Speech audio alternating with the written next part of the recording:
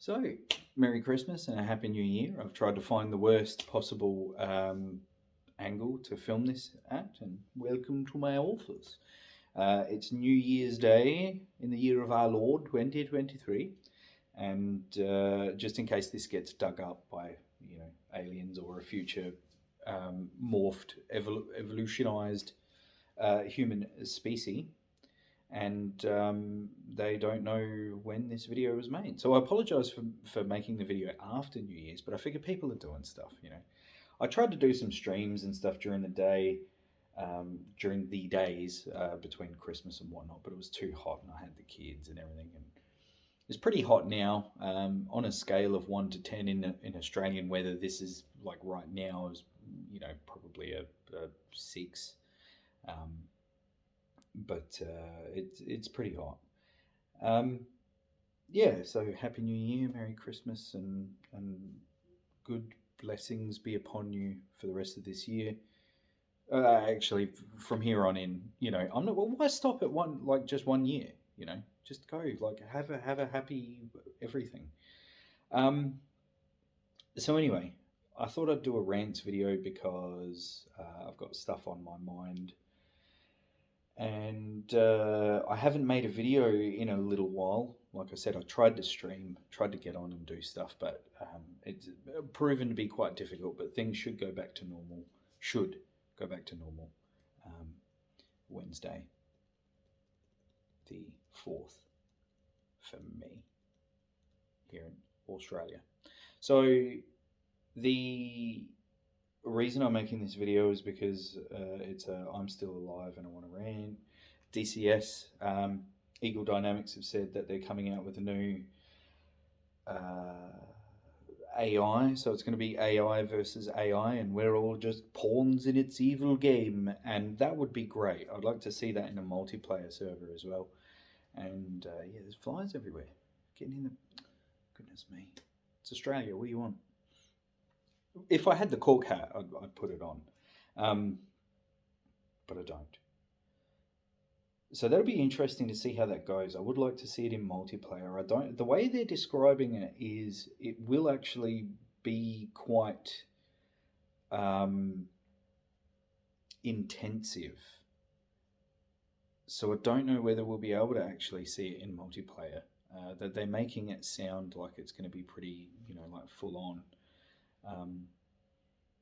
But yeah, that would be good because at the moment I'm only playing on foothold servers because that's the only thing I can get into is the Virgin Australia foothold server.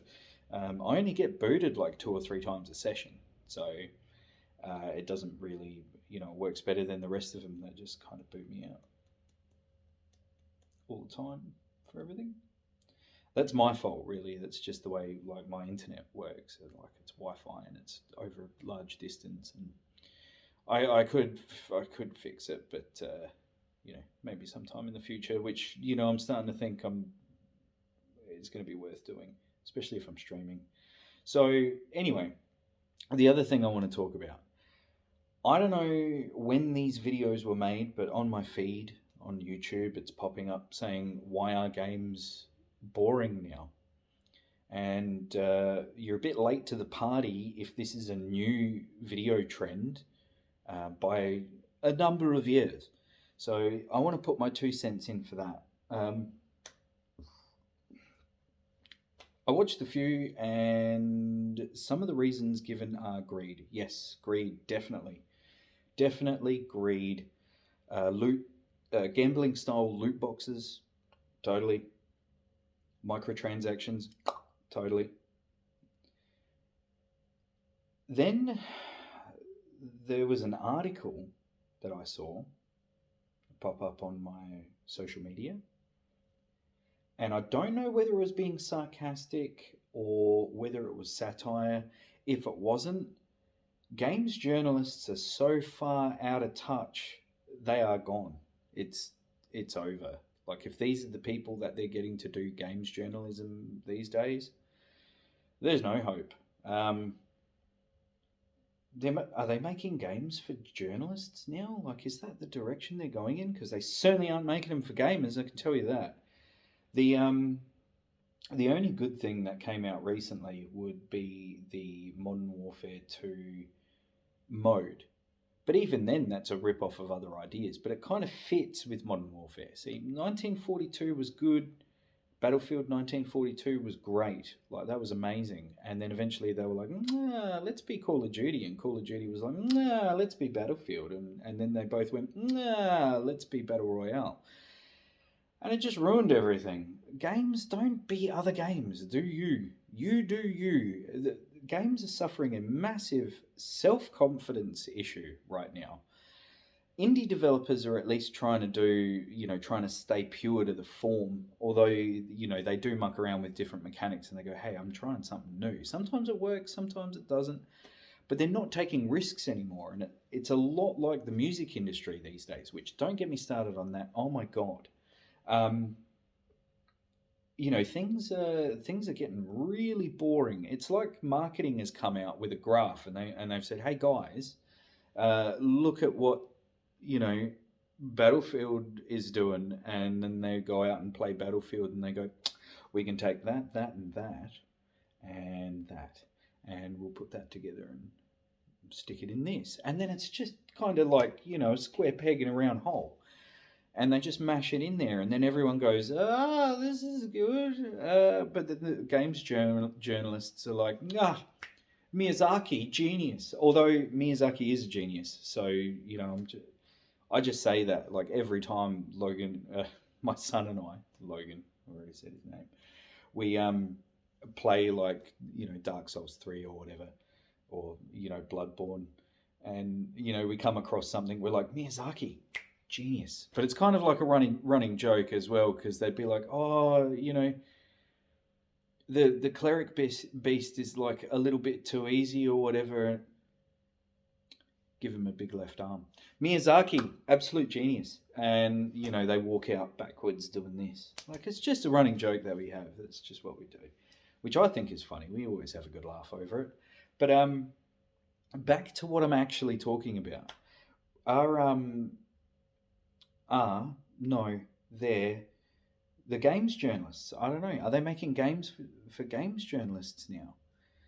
Because they'll do reviews and stuff and they go 10 out of 10. And I think this has to do with Gamergate and the whole thing and all that kind of stuff, that, you get good reviews. It's a pay to play kind of thing.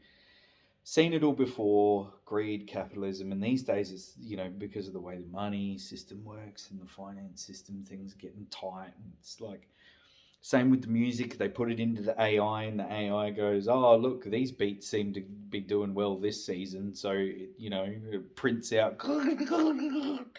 And they have a look at it and they go, yeah. And then they put whatever over the top. And they go, oh, Adele's in. Get Adele. Do a thing. Not saying that Adele's bad. It was just, oh, God.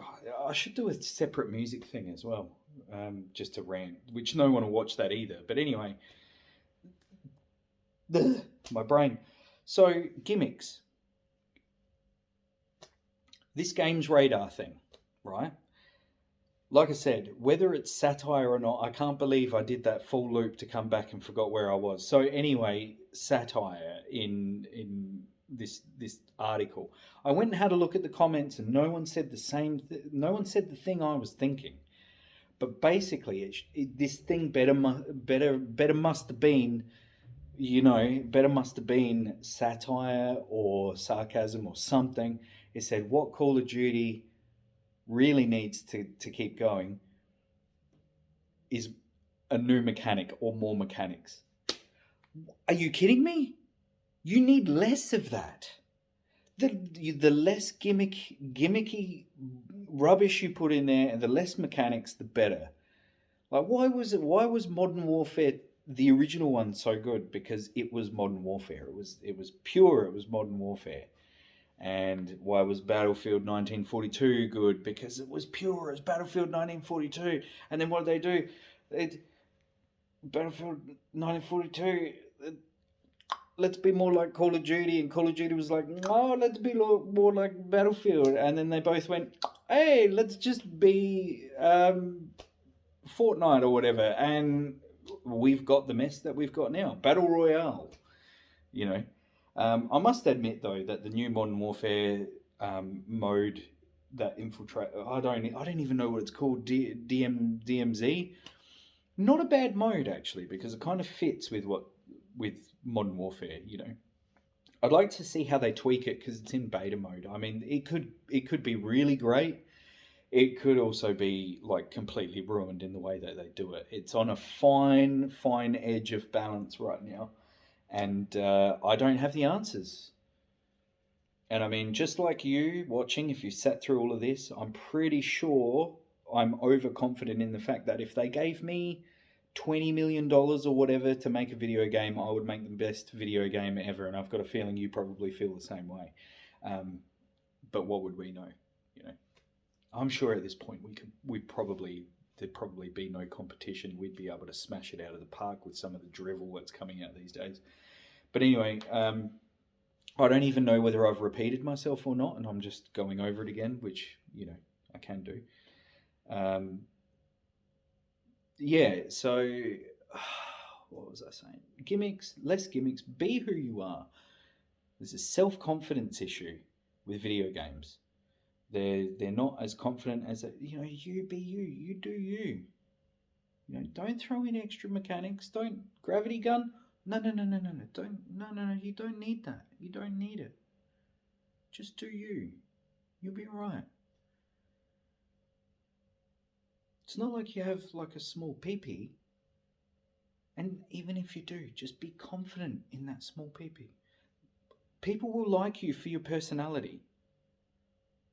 Don't go chasing waterfalls when you're a game in a desert just because the physics of the water looks good. You don't need to do that. Sure, you want to muck around with extra things because if we didn't have ragdoll, then ragdoll wouldn't become a staple, that kind of thing. But it's not really a gimmick, It's just kind of visually pleasing. Kind of adds to the realism. Kind of in some situations. I mean, ragdoll. Let's be honest. Not all implementations of ragdoll are good. But anyway, I just thought I'd throw that out there because no one's actually said that. One of the main reasons why video games aren't fun anymore is because they're not making video games. They are spitting out cash cows. And actually, I think someone did, but they didn't explore what that actually meant. And what that actually means is not just the microtransactions or the gambling or the, feeding you a bit every time. Like as soon as Rainbow Six started asking you to like pay for other characters, I was like, what is this? Like it started off pretty simple, it was a rock, paper, scissors kind of thing. Operators were good against other operators, but you could do it a different way and whatever. And then they just started adding more operators and it started getting more and more ridiculous. And it was just got to a point where, you've got the same like character doing the same thing, but now this one can walk through walls, or like it just got to a point where it was ridiculous. But that was the cash cow for them. That was their microtransaction cash cow. You'll be able to win the game if you just had this character. And works well on the kids, but the adults, people who were there from the beginning, playing the original Unreal Tournament and the old style games made by those beer and pizza fueled rock stars back in the day, who aren't rock stars anymore because Mick Gordon's a genius and what are you doing? So yeah, I just thought I'd share that with you. In my opinion, people know in their gut, they can feel it. This is a gimmick, or this mechanic is added because they saw it in another game and they thought, oh, it plays well. No. Look at Hideo Kojima. People didn't like Death Stranding. I myself loved it. I thought it was so good that I've got the collector's edition. I've bought it twice. Three times actually, because I've got the normal edition, the collector's edition, and then like the edition box thing with the BB and stuff, because what he did is he managed to make a game out of fetch quests, and he made the journey exciting from point A to point B. No, and fast travel ruined it. So, obviously put in like an incentive to not fast travel by ruining the mission that you're doing if you fast travel, but you didn't want to fast travel. You wanted to go through the walk. It actually made it enjoyable and relaxing, and that's not for everyone. That's fine, but I thought it was a really smart move. I thought it was genius, actually. Um, Now, I wouldn't say I'm a huge fanboy of Kojima, because I like the Metal Gear Solids. I haven't played all of them, but I liked Phantom Pain. Uh, he makes good games. I wouldn't, I'm not in the cult of Kojima. Somewhat, I am sort of in the cult of Miyazaki, except for Sekiro. I didn't like that at all.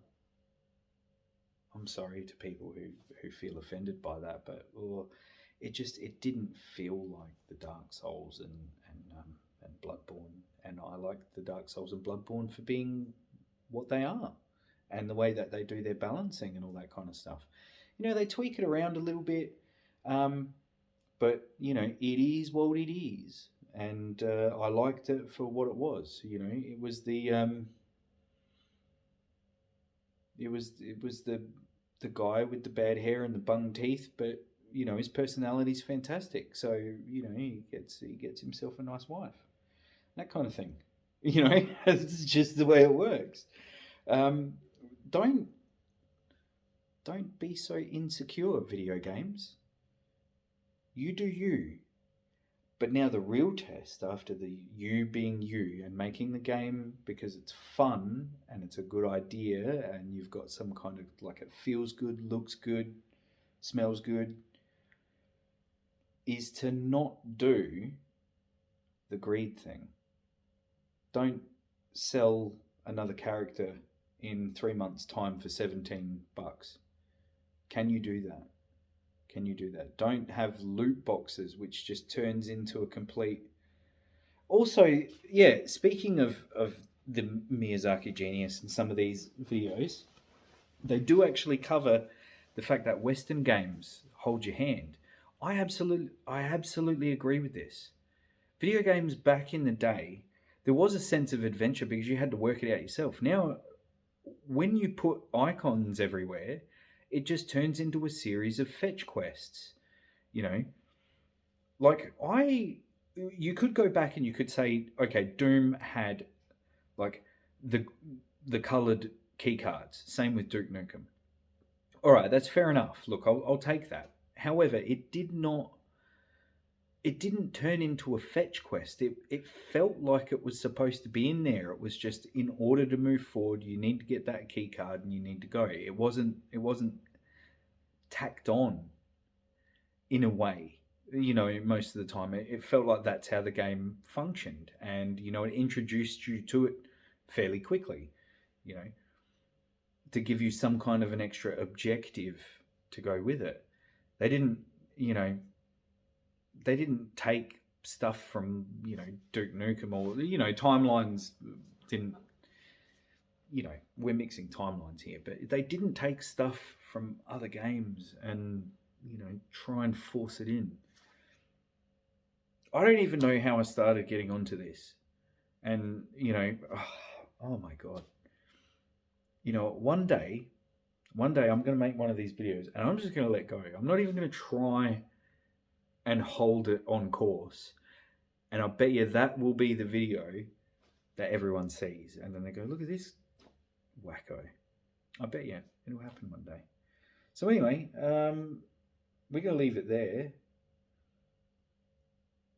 because my brain's gone on to something else now. And I'm not sure what. It's just said to me, hey, okay, you're done. You've had enough. So I'm going. Bye.